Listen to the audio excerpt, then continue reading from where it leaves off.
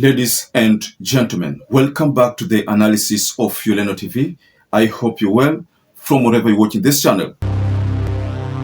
So there's a statement that OKIYA has made, which appears to be a booster, a morale booster to the Gen Z's quest to have William Samoei Ruto vacate office. Realized that Kenya Kwanza was a wolf in sheepskin. They took up arms to kill the wolf. That's why they're on the streets. I think, no, this is not what you wanted. This is not what we voted for.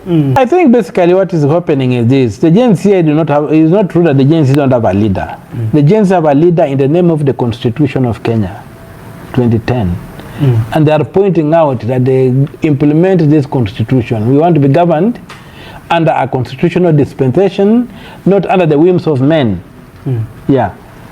So the leadership with the Gen Z is rule of law anchored in the constitution.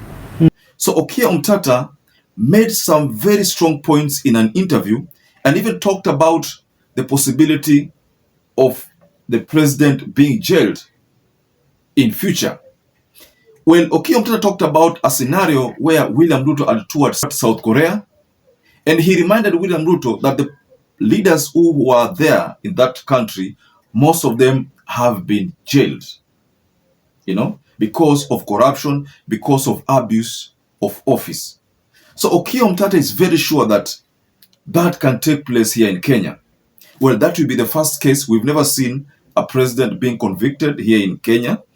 We've seen in other countries, but here in Kenya, especially East Africa, that has not been seen. But this is going to be the first place and the first time, should it be actualized based on the way OMTATA has said it.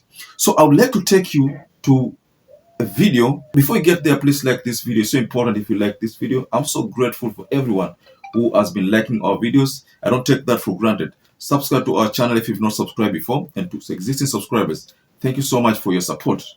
So before we get started, please watch this segment of what OMTATA said. So when you say they're leaderless, I don't know what they mean, but their leadership, for me, when I sit down and contextualize what's happening, Yes. I see them anchored on Article 3, Clause 1, where they have got a duty to implement the Constitution. And in Article 1, Clause 1, they know that they are the sovereign people who shall exercise their power according to the Constitution, directly or may elect representatives. So then directly, Article 3 does not call on representatives, 3 Clause 1.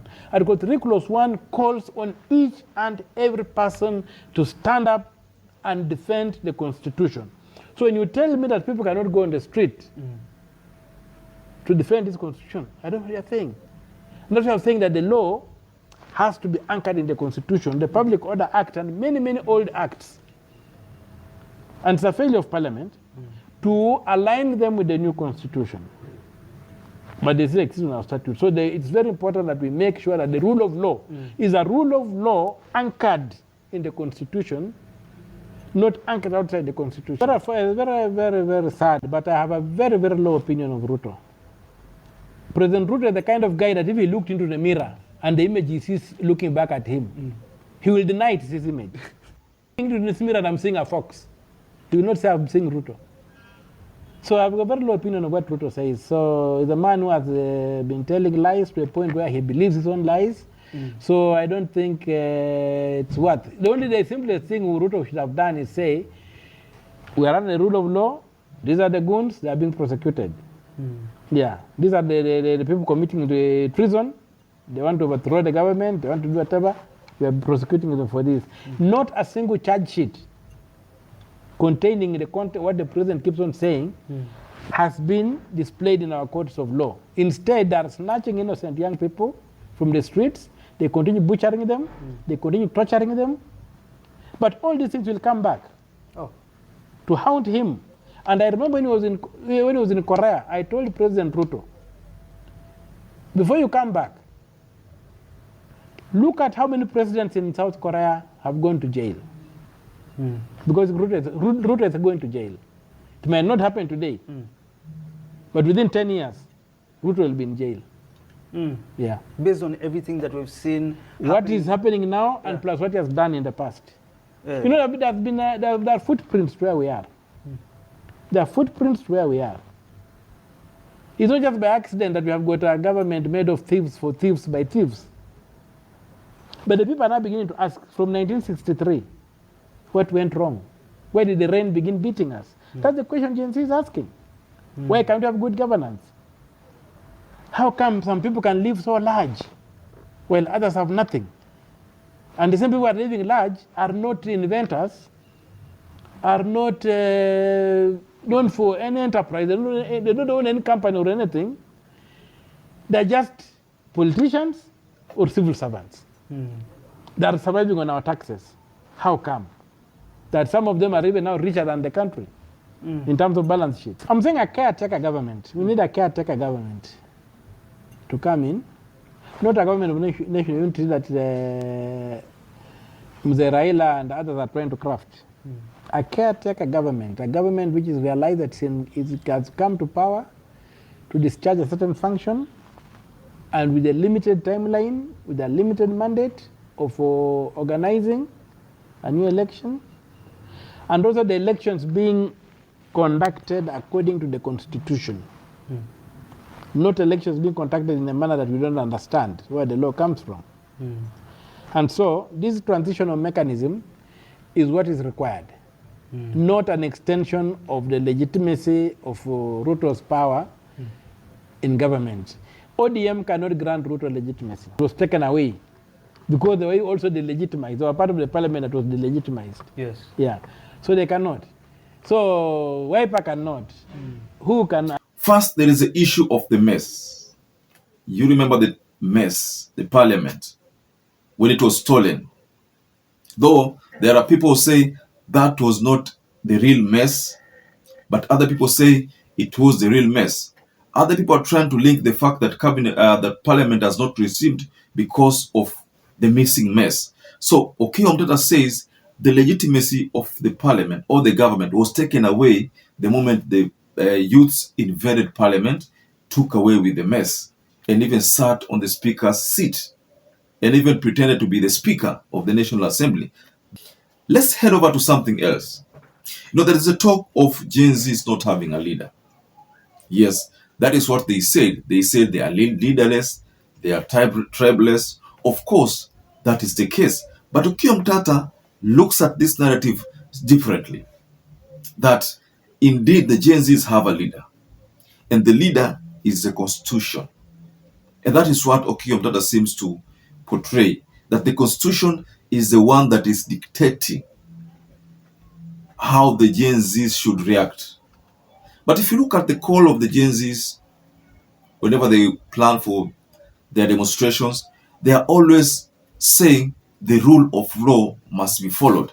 It's as if the Constitution is the one that issues orders, if I may interpret it that way. Issues orders, and when these orders are issued by the Constitution, then they react. At the moment, let me be honest with you, there is call for a demonstration. In fact, this time around, they're talking about Occupy constituencies. Occupy everywhere. That is the call. But why do you think that is the call? I'll explain that part. You know, right now, after William Ruto nominated 11 CSs, now these 11 CSs are supposed to be subjected to parliament vetting. So they will be vetted. The parliament might want to play their dirty games of approving all the names. Or they might want to make some certain considerations and reject certain names there based on the mood of the ground. The mood on the ground right now is that there are people who are in that selection who ought not to have been there. And you know the names. You've seen them online. People talk about the names. So what people are saying that those ones are supposed to vacate. In fact, they are not supposed to occupy the offices anymore. So it's up to the members of parliament to do something about it. Now, let me take you to this narrative. Let's take, for example, parliament does not heed the call of the people and says that let's okay them just because of the state house pressure that has always been there. Let's assume that is what is happening. If that should happen, then all the names will be okayed. Let me also tell you something. You know, in every investment, there is always a return. You know, when you invest, you put your money in something, there is always a return on investment. So this is something that I want us to be honest about. One of the reasons why I think William Ruto could have brought back the names like Kindiki, names like Duale, Ababu Namwamba, maybe, it's because probably these people invested financially. Ruto as yeye mwenyewe amejitoa katika ile shida, amerusha parliament shida. Sasa parliament to deal with these names, whether we approve or disapprove. If they disapprove, Ruto will make another selection, another batch, or probably 11 people. Again, they'll be grilled. Some will be selected, some will be dropped, and the cycle will continue like that until Kenyans get the right names. That is why you find that OMTATA katika hii segment, OMTATA ameleta masharti makali. Because one of the things that OMTATA ameleta kama sheria ni kwamba people must demonstrate. They must demonstrate. Then he asks a very important question in his statement. Why are the UDA leaders very rich all of a sudden? I think that is in line with the concern of youths, people demonstrating. They're asking themselves, how comes this person all of a sudden is very rich and throwing a lot of living lavish, living large, living in a lavish place? Why is he all of a sudden driving a very expensive car? Yet this person doesn't even own a factory. He's just surviving on pay slips. Why all of a sudden? So these are some of the concerns by the Gen Zs. I think I agree with them. And in fact, Ruto talked about that, the issue of opulence. And most likely, this example, the moment that example pops up, there is always the use of Sudi as an example and also Murkomen as an example. Then there's Zahid Jahid, also another example. So that's why OKIYA OMTATA is finding it pretty strange that the government is still in power. He wishes that this government had just packed and gone away and a fresh election had been organized so that people can go to the ballot and pick someone else. That is what OKIYA OMTATA wishes it could have happened. I don't know about you. I know many people now wish that hiyo ndio ingefanyika. Nimeona kwa mtandao sana, by the way, watu wanaongelea hilo swala, lakini personally ni tukuachia Mungu tu. Kuachia Mungu, Mungu anajua, Mungu anapeana uongozi na Mungu anapokonya uongozi mtu. Sasa mengi tunaachia Mungu tu, lakini youths wameongea, OMTATA wameongea, politicians wameongea, so kilichobaki ni mipango ya Mungu. Ladies and gentlemen, I would like to raise my case here. What do you think about this call by OKIYA OMTATA? Very explosive call, very explosive statement, and reminding people that the Gen Zs have a leader, and their leader is the Constitution. The right to picket, to demonstrate, and they are saying that they must protect the Constitution. What do you think about that, ladies and gentlemen? So perhaps if you're watching this video and you're not subscribed, take 1 second and subscribe, like this video. Until you catch up again, stay safe and stay blessed.